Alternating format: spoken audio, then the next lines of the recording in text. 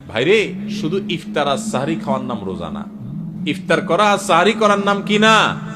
রোজা না।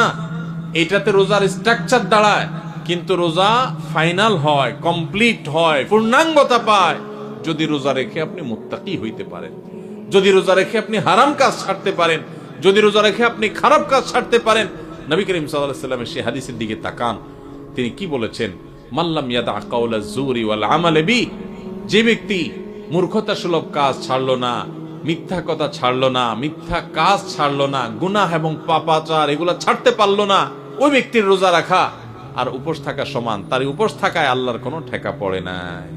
অতএব এই বছরের রমজানে আমরা আসেন আগে থেকে পরিকল্পনা করি, ভাইরা আমার, আল্লাহকে সাক্ষী রেখে আল্লাহর সাথে কথা দেই, আল্লাহ এত বছর রোজা রাখছি, তোমার রোজার মর্ম বুঝি নাই, এই বছর আমি রোজার মর্মটা একটু বুঝে রোজাটা সঠিকভাবে রাখবো। চেষ্টা করা যাবে না ইনশাআল্লাহ?